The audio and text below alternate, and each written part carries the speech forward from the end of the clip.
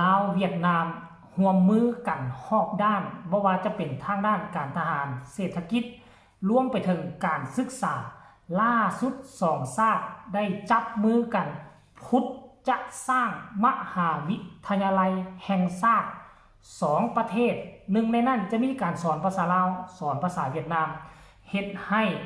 เด็กลาวเด็กเวียดจะสามารถเข้ามาเรียนอยู่โรงเรียนแห่งนี้ทักทายสวัสดี FC แฟนคลับทุกท่านที่เคารพและนับถือเป็นอย่างสูงมาพบมาพ้อกันคลิปนี้ไปได้ข้อมูลข่าวสารมันเกี่ยวข้องกับ2ประเทศอ้ายน้องลาวเวียดนามย่ามใดกับบ่ทิ่มบ่ปะกันโดยเฉพาะคือประเทศเวียดนามเขาเจริญก้าวหน้าหลายกว่าลาวเขาก็กลับคืนมาลากมาดึงสวยพยุงลาวเฮาให้ก้าวไปพร้อมๆกันเนาะเห็นผลเด่นที่สุดกับทางด้านการทหารทางด้านสังคมทางด้านการปกครองเหล่านี้เป็นต้นแต่ว่าล่าสุดท่านผู้ชมเห็นข้อมูลข่าวสารหลายเพจหลายข่าวอยู่ทางลาวและก็เวียดนามพากันออกมาตีข่าวอึกกระทึกคึกโคมว่าลาวเวียดนามจะพากันสร้างมหาวิทยาลัยร่วมกันเพื่อเสริมขยายให้เด็กน้อยลาวเด็กน้อยเวียดนามมีบอนเพิงพาอาศัยมีบอนเรียนรู้และมหาวิทยาลัยดังกล่าวจะสร้างมีการสอนภาษาลาวและภาษาเวียดนามอยู่ในระยะเดียวกันอีกตื่มท่านผู้ชมวางแผนเกี่ยมสร้างมหาวิทยาลัยอยู่สปป.ลาวเพื่อเสริมขยายการเรียนการสอนภาษาลาวและเวียดนามใน2ประเทศในโอกาสที่คณะผู้แทนกระทรวงศึกษาธิการและกีฬาลาวซึ่งนำโดยทานทองสลิดมังนอเมฆคณะบริหารงานศูนย์กลางพรรครัฐมนตรีกระทรวงศึกษาธิการและกีฬาพร้อมด้วยคณะผู้แทนได้เข้าเยี่ยมคำนับทานฟาร์มมิงจิงนายกรัฐมนตรีแห่งสสเวียดนามที่ฮานอยในวันที่16ธันวาคม2025ที่ผ่านมานี้ได้ทรงคำเยี่ยมยามขออภัยท่านผู้ชมท่านนายกรัฐมนตรีสสเวียดนามยังได้เรียกร้องให้กระทรวงศึกษาธิการและกีฬาของลาวร่วมมืออย่างใกล้ชิดกับกระทรวงศึกษาธิการและฝึกอบรมของเวียดนามเพื่อปฏิบัติข้อตกลงระดับสูงผ่านโครงการและโครงการที่เป็นรูปธรรมโดยปฏิบัติตามหลักการของการร่วมมือให้สำเร็จแต่ละหน้าที่เวียกงานอย่างละเอียดเอาใจใส่และให้ความสำคัญรวมมีหลายโครงการคือเล็งการสร้างตั้งมหาวิทยาลัยลาวเวียดและศูนย์วัฒนธรรมเวียดนามในลาว 2. การประสานงานการบรรจุนักศึกษาลาวจากเขตชายแดนเข้าโรงเรียนมัธยมตอนปลายของเวียดนามและเสริมขยายการสอนและการเรียนรู้ภาษาลาวและภาษาเวียดนามทั้ง2ประเทศ 4. รวมทั้งการเสนอภาษาเวียดนามเป็นภาษาต่างประเทศทางเลือก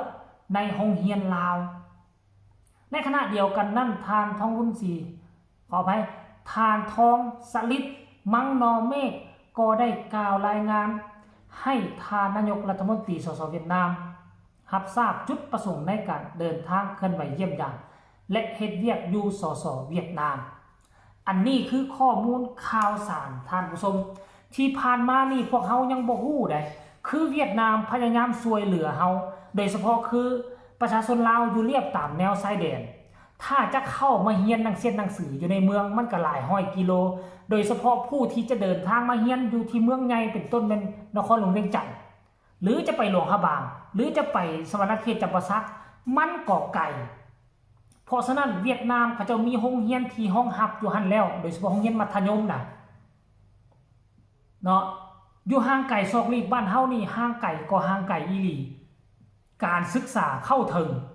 บางครั้งมีในครูบ่มีนักเรียนบางครั้งมีนักเรียนบ่มีในครูที่จะมาซิดสอนให้มันเพียงพอ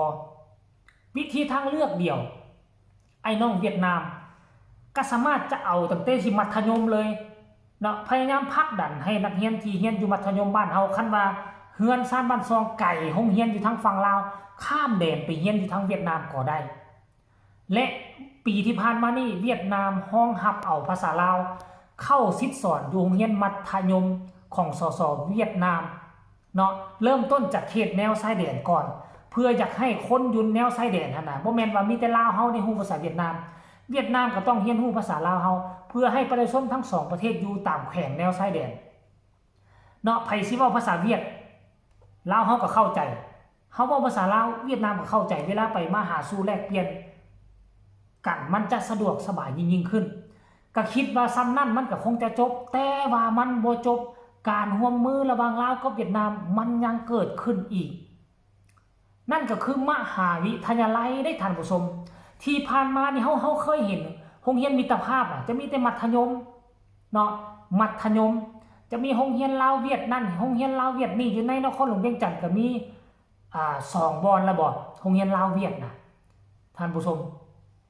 แต่ว่าวิทยาลัยนี่มีแล้ววิทยาลัยการเงินลาวเวียดอยู่นาไซอยู่ในนครหลวงเวียงจันทน์เนาะแล้วก็จะมีโรงเรียนมัธยมลาวเวียดก็คืออยู่ทางโรงเรียนจันทบุรีบ่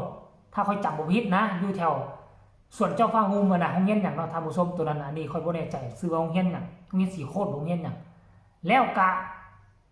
เป็นมหาวิทยาลัยนี่ยังบ่ทันมีนี่คือแนวคิดริเริ่มที่ลาวกับเวียดนามจะเฮ็ดคันถ้าเฮ็ดนี่ห่วยก็จะมีคนทั้ง2ชาตินี่แหละเข้าไปเรียนอยู่ในหั่นมันเป็นของเฮาและก็ของเขาไปเรียนจากเดิมทีนี่เฮาก็มีมหาวิทยาลัยเฮาก็มีไอ้น้องชาวเวียดนามมาเรียนในอัตรานักเรียนแลกเปลี่ยนก็มีคนลาวเฮาไปเรียนเวียดนามแลกเปลี่ยนแต่อันนี้นี่สร้างเป็นมหาวิทยาลัยของ2ประเทศเลยแล้วก็ไปเรียนอยู่ในหั่นเลยเผลอๆเรียนจบอยู่หั่นมาแล้วห่วยไปเฮ็ดเวียกอยู่ชาติใดก็ได้จบอยู่หั่นมานี่ซึ่งมันเป็นข่าวข้อมูลข่าวสารที่ดีที่ประเทศเฮาที่จะเฮ็ดร่วมกันในอนาคตก็ขอให้ลงมือไว้และให้ประสบผลสำเร็จก็แล้วกันนี่คือการร่วมไม้ร่วมมือ2ไอ้น้องลาวเวียดนามพวกเขาบ่มีสงครามมีแต่สนับสนุนส่งเสริมช่วยกันเวียดนามนี่พัฒนาไปไกลกว่าเฮาหลายแล้วถ้าเทียบใส่เฮานี่เขาจะไปไกลกว่าเฮานี่ประมาณ 3-40 ปีข้างหน้าเฮานี่อีก 3-40 ปีข้างหน้าจึงจะซ้ำเวียดนามปัจจุบันนี้แต่ว่าเฮาซ้ำเวียดนามปัจจุบันนี้เวียดนามก็คงจะลื่นเฮาไปอีกประมาณ30 ปีข้างหน้าพุ่นแหละถึงอย่างไรก็ตามเนาะก็ขอบคุณขอบใจที่เวียดนามบ่ว่าจะเป็นประชาชนบ่ว่าจะเป็นรัฐบาลเนาะที่ดูแลเอาใจใส่ช่วยลากดึงลาวให้เขาพัฒนาไปต่างกันเอาคลิปนี้ก็น่าจะฝากฝังเอาไว้สำนี้แหละเรื่องเล่าดีๆของ2ประเทศ2ชาติไอ้น้องลาวเวียดนามถึงภาษาจะบ่คือกัน